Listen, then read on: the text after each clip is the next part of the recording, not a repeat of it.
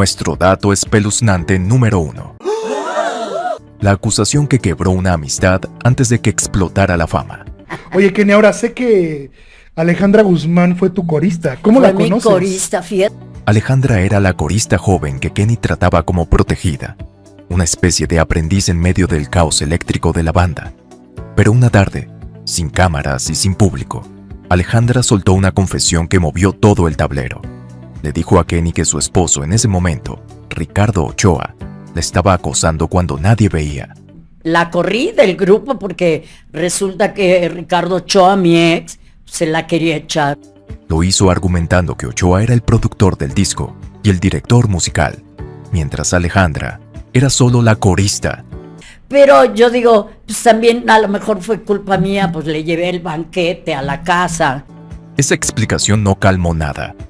Al contrario, sembró una herida que la Guzmán se encargó de mencionar cada vez que se topaba a Kenny en algún evento, sobre todo cuando habían tragos de por medio. O Ricardo Ochoa, el guitarro y el compositor y el productor, o es Alejandra, la corista. Años después, Alejandra seguía soltando la misma frase: «Tú me corriste, cabrona».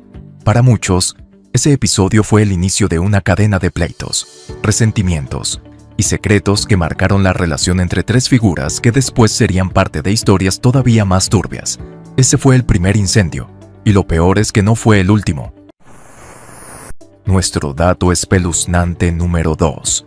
Un poquito agresiva ya cuando tomaba alcohol. Alejandra Guzmán estaba peleando con su novio, uno de esos pleitos donde los pomos, los gritos y la adrenalina se mezclan de forma peligrosa. Kenny intentó intervenir para separar a la pareja, antes de que se hiciera daño, pero no esperaba lo que venía. A Pablo una vez le empezó a pegar con un tacón, ¿cómo se llaman esos tacón de aguja? Ajá. En medio del forcejeo, Alejandra lanzó una patada dirigida a su novio, pero el golpe terminó estampándose en el rostro de Kenny. ¡Pah! Y me da en la nariz, porque ya la patada era pues para el novio, no para mí. El impacto fue tan fuerte que le rompió la nariz al instante. La sangre comenzó a brotar y manchó todo: ropa, manos, asientos, espejos. No había ambulancia, no había paramédicos, no había un alto total, solo dolor, confusión y un viaje interminable hacia un hospital donde pudiera recibir ayuda. Y se le empezó a pegar en la cabeza, güey. A Pablo. ¿Qué? Fue uno de esos momentos donde cualquiera se preguntaría si vale la pena seguir rodeada de personas que viven en el filo de sus propios demonios. Ese episodio nunca se borró de su memoria, tampoco se borró para quienes estuvieron ahí.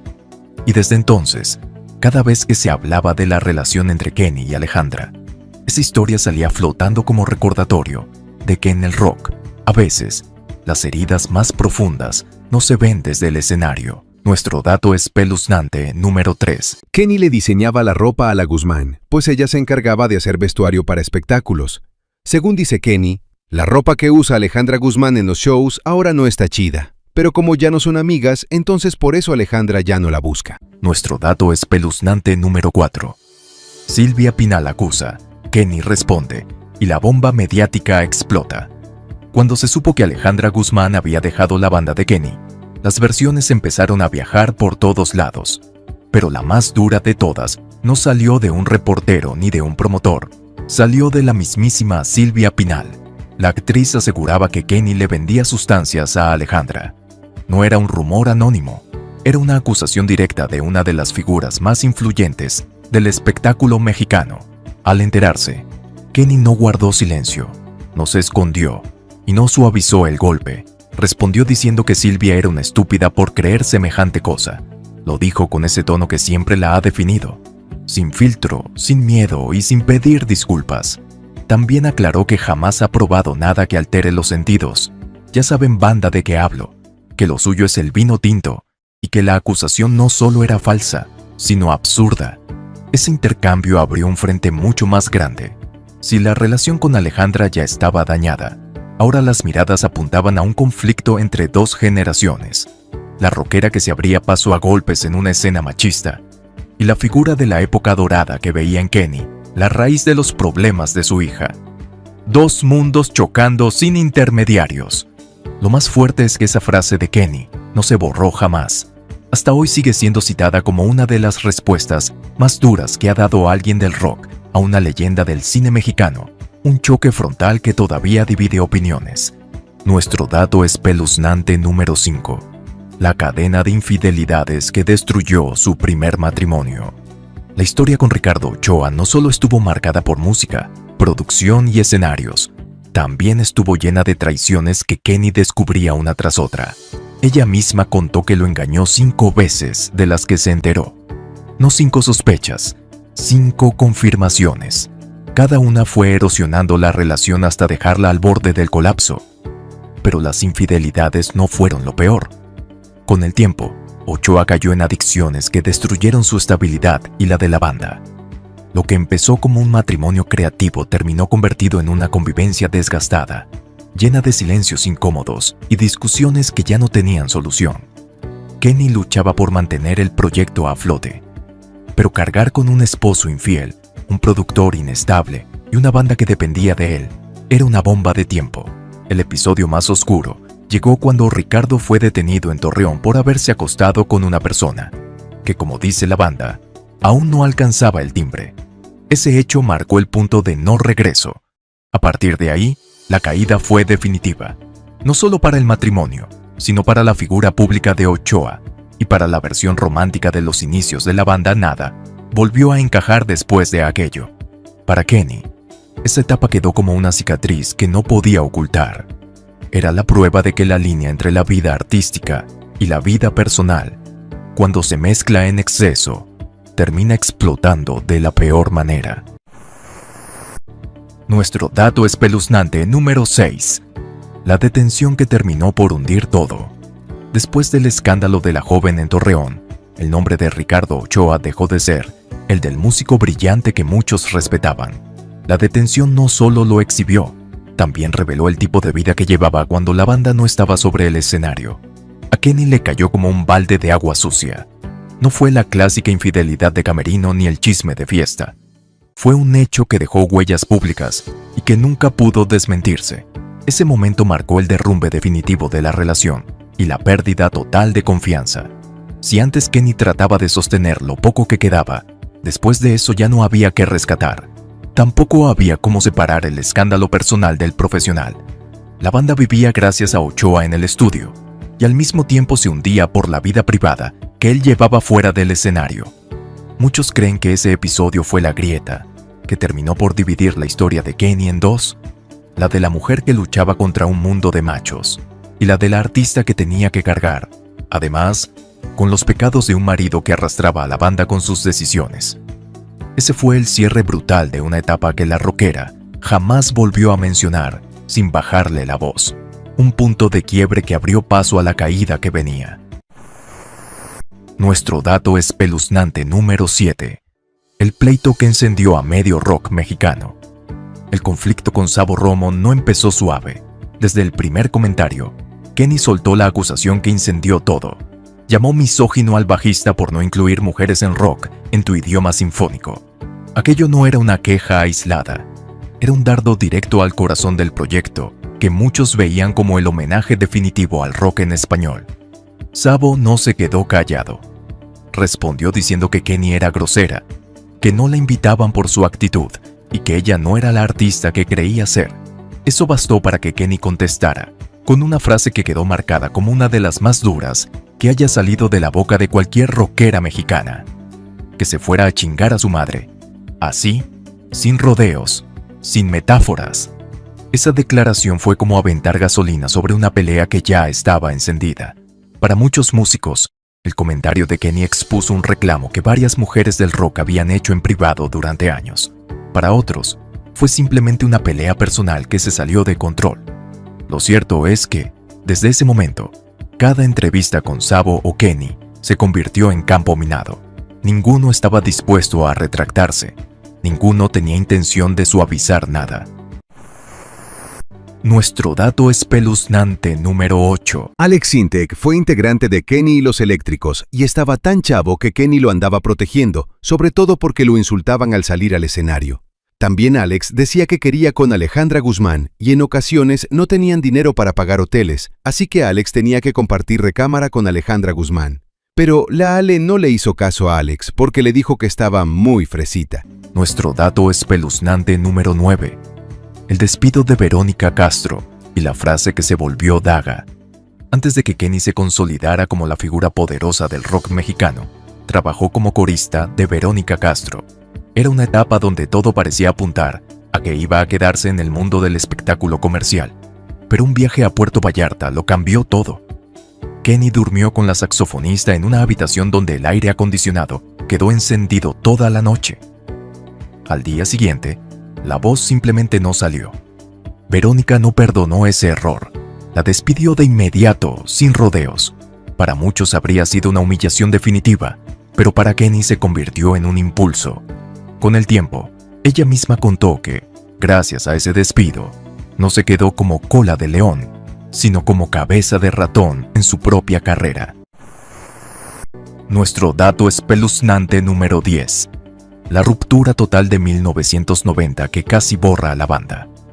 A principios de los 90, cuando parecía que Kenny y los Eléctricos estaban listos para explotar a nivel masivo, la banda se desmoronó sin aviso. No fue un descanso programado ni una pausa estratégica. Fue un colapso interno, cambios de alineación, pleitos, cansancio acumulado y una tensión que ya nadie podía controlar.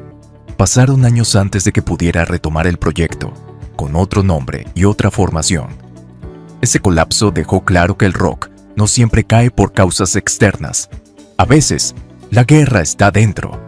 Nuestro dato espeluznante número 11. El renacimiento con un nombre que casi nadie recuerda. Después del derrumbe total de 1990, Kenny intentó levantarse con lo que tenía a la mano. La banda estaba destruida, el ambiente estaba en ruinas y los músicos que la habían acompañado por años ya no querían regresar. Fue un periodo tan oscuro que casi borra por completo el nombre que había logrado empujar en los 80. Por eso, cuando decidió volver, no lo hizo como Kenny y los Eléctricos. Lo hizo bajo un nombre nuevo, Kenny y los Nuevos Eléctricos. Ese cambio no fue una estrategia creativa ni un simple capricho. Fue la consecuencia de todo lo que se había roto antes, incluida la pérdida temporal de derechos sobre el nombre. No podía recuperar su marca tal cual, así que improvisó una identidad nueva mientras resolvía el caos legal. La mitad de sus fans no entendía qué había pasado. La otra mitad ni siquiera se enteró. Esa etapa fue rara. No tenía el mismo sonido, no tenía la misma energía y no tenía la misma vibra que la banda original. Era como ver a alguien reconstruirse sin todas sus piezas, intentando convencer al público de que seguía siendo la misma persona. Pasaron varios años antes de que pudiera retomar el nombre original y volver a tener algo de estabilidad. Nuestro dato espeluznante número 12. La lista interminable de músicos que entraron y salieron como si fuera puerta giratoria. Si hay algo que define a la historia interna de Kenny y los Eléctricos, es el caos en su alineación. Por la banda pasaron más de 50 músicos, entre ellos nombres que hoy son gigantes del rock mexicano: Alex Sintek, Sabo Romo, Alejandro Markovich, Lino Nava, José Manuel Aguilera y hasta la propia Alejandra Guzmán como corista. Eso suena impresionante, pero también revela un desorden que pocas bandas podrían sobrevivir. Nadie se quedaba mucho tiempo. Los motivos iban desde diferencias creativas hasta pleitos personales. Nuestro dato espeluznante número 13. El romance profesional que terminó convertido en tormenta. Cuando Edgar Carrum llegó a la vida de Kenny, la banda estaba renaciendo, pero su vida personal no estaba en su mejor momento. Él llegó como bajista, productor y apoyo creativo. Con el tiempo se transformó en su pareja, y lo que parecía una relación sólida empezó a mezclar el amor con el trabajo, la música con la vida diaria, los ensayos con la convivencia y las giras con la intimidad. Durante años funcionaron como una dupla que sostenía el proyecto. Él producía, componía, arreglaba y acompañaba. Ella lideraba, escribía, dirigía y empujaba. Era una combinación potente, pero también una fórmula peligrosa. Cuando las cosas iban bien, todo brillaba. Pero cuando las cosas iban mal, el daño pegaba directamente en los dos frentes, la vida personal y la banda. Con el tiempo, esa relación se volvió uno de los pilares del grupo, pero también una fuente de tensiones calladas. Muchas decisiones se tomaban por amor, otras por costumbre, y otras por miedo a romper un equilibrio que ya estaba frágil. Lo que nadie imaginaba era cómo iba a terminar esa historia después de más de 2 décadas.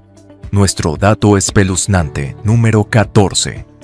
La infidelidad que se volvió viral y dejó a Kenny llorando frente a todos. Después de 27 años juntos, la relación entre Kenny y Edgar Carrum explotó de la manera más dolorosa posible.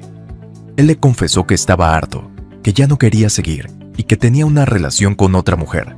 No era una fan cualquiera, tampoco una desconocida. Era alguien cercana a su círculo laboral. Esa revelación la rompió en pedazos. Y por primera vez, Kenny dejó que el público viera su dolor directamente. En un video que subió a redes sociales, habló llorando, con la voz quebrada y sin tratar de ocultar el golpe emocional. Contó que la traición no solo fue sentimental, sino también profesional, porque Edgar dejó de ser su pareja y también dejó la banda. Para una mujer que había sostenido su carrera entre pleitos, golpes y traiciones, ese fue uno de los momentos más vulnerables que ha mostrado. Ese video recorrió todo internet. Muchos la apoyaron, otros la criticaron por exponerse así.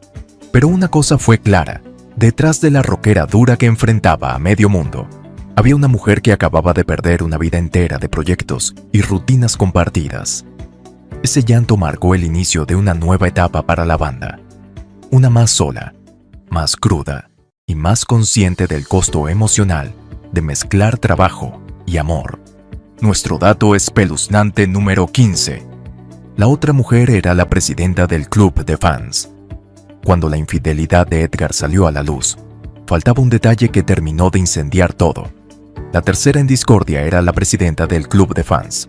No era una desconocida, no era alguien que conoció en una gira, no era una historia pasajera. Era alguien que tenía acceso directo a la banda, a las dinámicas internas, a la intimidad profesional. Kenny lo contó sin rodeos. Dijo que la mujer había estado cerca durante años, que formaba parte del equipo que la acompañaba en eventos y que incluso tenía comunicación directa con ella. Para muchos seguidores fue una traición doble, de la pareja y de alguien que representaba al propio fandom. Una puñalada disfrazada de lealtad. Ese dato provocó una división dentro de los fans. Algunos defendieron a Kenny con todo. Otros criticaron la decisión de mantener a la mujer cerca después del escándalo. Pero lo más impactante es que, a pesar de toda la tormenta, Kenny eligió perdonar a Edgar y siguió adelante con su carrera como si nada pudiera detenerla. Ese episodio fue la prueba más clara de que la vida alrededor de Kenny siempre ha sido una mezcla de música, drama y sorpresas que nadie ve venir. Nuestro dato espeluznante número 16. La esposa del amante terminó trabajando para Kenny. Después del escándalo por la infidelidad de Edgar con la presidenta del club de fans, la historia dio un giro que nadie vio venir. No solo se casó con esa mujer, también terminó integrándola al equipo de trabajo de Kenny. Sí, la misma persona que había sido parte de la ruptura más dolorosa de su vida amorosa, ahora trabajaba a su lado, eligiéndole ropa, acompañándola en presentaciones y moviéndose en su círculo profesional como si nada hubiera pasado. Para muchos, esta decisión fue una locura. Para otros, fue la prueba más clara de que Kenny vive su vida bajo sus propias reglas, sin permitir que los comentarios externos dicten sus relaciones. La dinámica se volvió surreal. La expareja como bajista, la nueva esposa como asistente y Kenny al frente de la banda, actuando con frialdad quirúrgica. Esa convivencia diaria se convirtió en uno de los episodios más comentados detrás del escenario. No cualquiera puede trabajar con la mujer que le quitó a su pareja Kenny. Si lo hizo, algunos lo ven como fortaleza, otros como necesidad, pero todos coinciden en algo. Ese arreglo solo funciona en un mundo tan caótico como el suyo. Nuestro dato espeluznante. Número 17.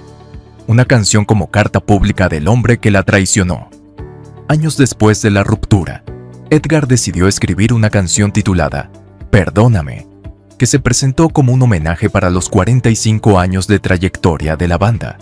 Pero más allá del pretexto musical, el tema era un mensaje directo para Kenny. Sonaba a disculpa, a recuerdo y a nostalgia. Para muchos seguidores, era una confesión pública de remordimiento por el daño que le causó. La rola se anunció como una pieza especial, algo que cerraba un ciclo, y aunque no lo dijeron abiertamente, todos entendieron la intención. Edgar quería limpiar un poco la historia, dejar constancia de que, pese a todo, seguía respetando a la mujer con la que compartió casi 3 décadas. La canción se volvió parte del repertorio, pero también parte de la narrativa interna que la banda arrastra. Para Kenny, recibir una disculpa en forma de canción fue extraño. No la rechazó, tampoco la celebró, simplemente la dejó ahí, como un testimonio más de una vida sentimental que siempre termina mezclándose con la música. Un capítulo más en una historia donde el perdón nunca llega limpio. Nuestro dato espeluznante número 18. El estigma de las mujeres del rock. Desde el inicio, Kenny tuvo que cargar con un estigma que le ponían encima sin conocerla. En los 80, la idea generalizada era que cualquier mujer que cantara rock debía ser adicta, promiscua o problemática. Era una etiqueta que funcionaba como sentencia y que provocaba que promotores, managers y productores se alejaran de ella solo por su imagen. Ese prejuicio no era un rumor pequeño, era algo que se repetía en reuniones, en disqueras, en pasillos, entre prensa y hasta entre otros músicos. Kenny tenía que demostrar doble cada cosa. Si un hombre llegaba tarde, nadie decía nada. Si ella llegaba tarde, lo atribuían a supuestos excesos. Si un hombre discutía, era liderazgo. Si ella discutía, era descontrol. Ese trato la volvió más dura, más directa y más afilada. Y, al mismo tiempo, la fue colocando como la figura incómoda que muchos preferían evitar para no meterse en problemas. Las etiquetas hicieron daño, pero también forjaron el carácter con el que enfrentó a todos los que dudaban de ella antes de escucharla cantar. Ese estigma la acompañó durante años y todavía aparece, de vez en cuando, en comentarios y entrevistas malintencionadas. Nuestro dato espeluznante número 19. El veto silencioso dentro de Rock en tu idioma. Aunque Kenny fue pionera del rock femenino en México, nunca recibió el empuje que sí obtuvieron otras bandas dentro de Rock en tu idioma. No fue invitada a las giras grandes, no la llamaron para ciertos homenajes, y su nombre se mencionaba poco en los medios que apoyaron esa generación. Con el tiempo, la ausencia se volvió sospechosa. Muchos decían que no encajaba en el concepto. Otros, que su personalidad era demasiado fuerte. Y otros, que había pleitos internos con músicos clave desde los 80. Ella misma cuestionó la falta de mujeres en los proyectos, lo que generó fricción directa con figuras influyentes, incluyendo a Sabo Romo. Ese veto no fue declarado públicamente, pero se notaba. Cada temporada de Rock en tu idioma sinfónico se anunciaba sin mujeres en el escenario, y cuando el público preguntaba por Kenny, la respuesta siempre era vaga.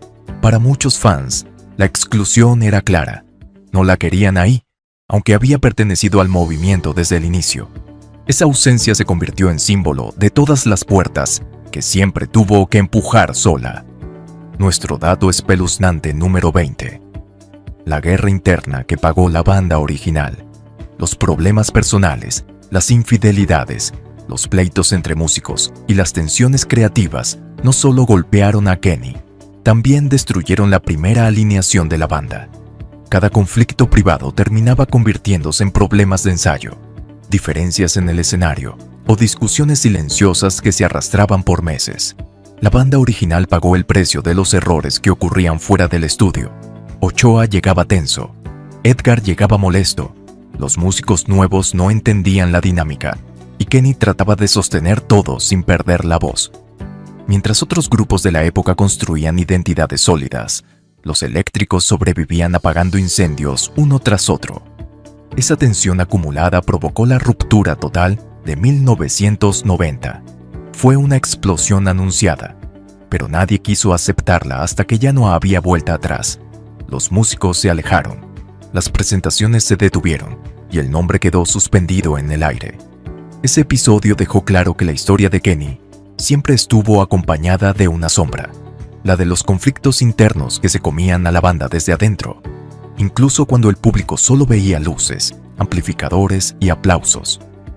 Nuestro dato espeluznante número 21. Los hombres que la apoyaban en público y la traicionaban en privado. Una de las constantes en la historia de Kenny fue rodearse de figuras masculinas que en entrevistas hablaba maravillas de ella, pero que fuera de cámaras la trataban con distancia, condescendencia o directamente con desprecio. Algunos músicos la buscaban cuando necesitaban una voz femenina fuerte para una colaboración, pero desaparecían cuando ella pedía un espacio real en sus proyectos. También hubo productores que la llenaban de elogios frente al público, pero que en reuniones internas sugerían que era problemática o que tenía un carácter difícil. No eran críticas musicales, eran ataques dirigidos a minimizar su presencia. Y esos comentarios se esparcían rápido entre disqueras, managers y promotores. Se volvió una cadena silenciosa donde los aliados se convertían en obstáculos sin que ella lo supiera.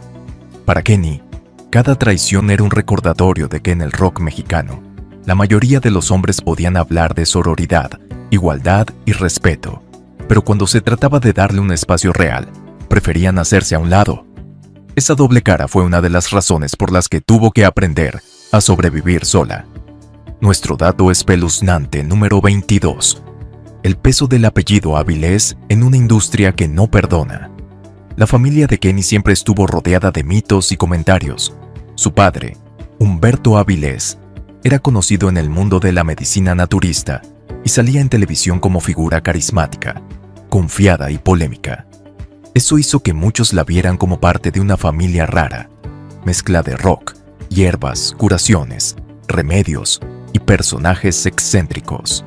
Esa combinación, lejos de ayudarla, provocó desconfianza entre productores y disqueras que buscaban artistas con perfiles más comerciales. Para ellos, la familia de Kenny era un paquete extraño, difícil de controlar y muy alejado de la imagen limpia que pretendían vender en la televisión.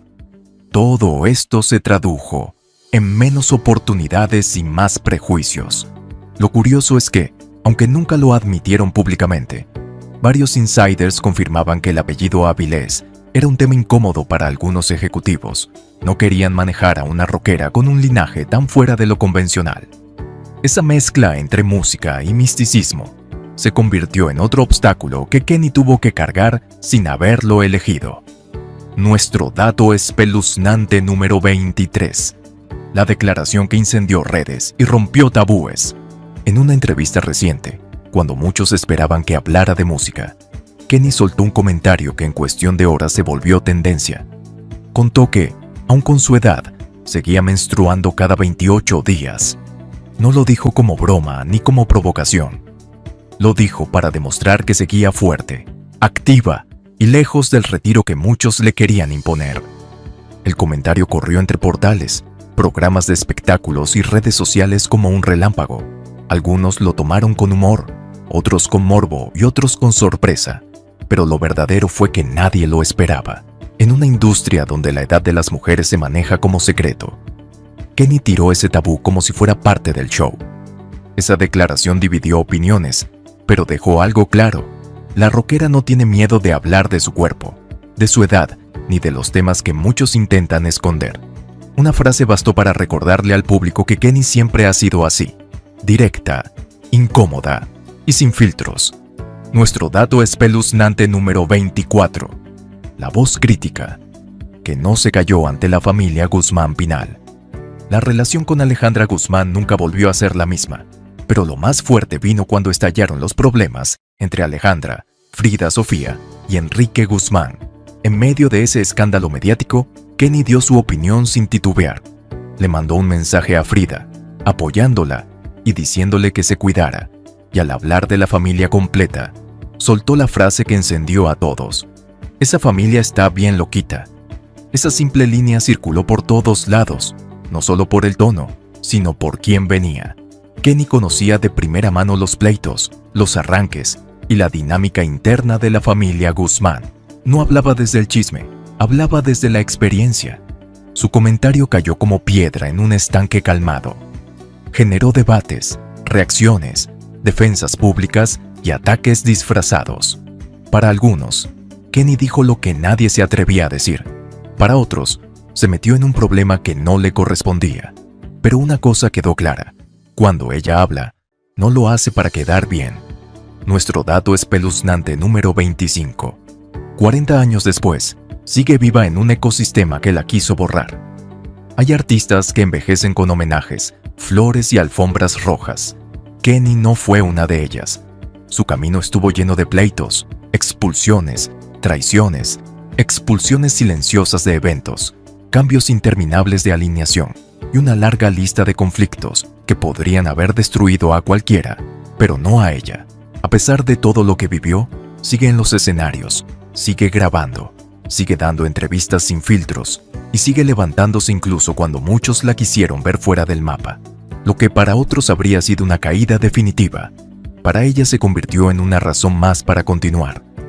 Esa resistencia la volvió una figura incómoda, pero necesaria dentro del rock mexicano. Hoy, su nombre es sinónimo de sobrevivencia, de aguante, de no dejarse, y de una historia que, entre luces y sombras, demuestra que Kenny no solo cantó rock, lo vivió, lo pagó, lo enfrentó y lo cargó como pocos. Y así terminamos este recorrido por las sombras, los pleitos, los golpes, las traiciones y las verdades incómodas que han acompañado a Kenny de los Eléctricos durante más de 4 décadas. Una historia donde nada fue fácil, donde cada paso tuvo un costo y donde cada triunfo llegó acompañado de heridas que pocos se atreverían a cargar. Porque si algo quedó claro después de estos 25 datos, es que Kenny no solo sobrevivió al rock mexicano, sobrevivió a la gente, a los egos, a las puñaladas y a los silencios que se movían detrás del escenario. Si te gustó este video, suscríbete, activa la campanita y déjame en los comentarios a quién quieres que desnudemos con la misma crudeza en el próximo capítulo. Aquí no venimos a endulzar nada, aquí contamos la neta que otros prefieren ocultar. Nos vemos en el siguiente.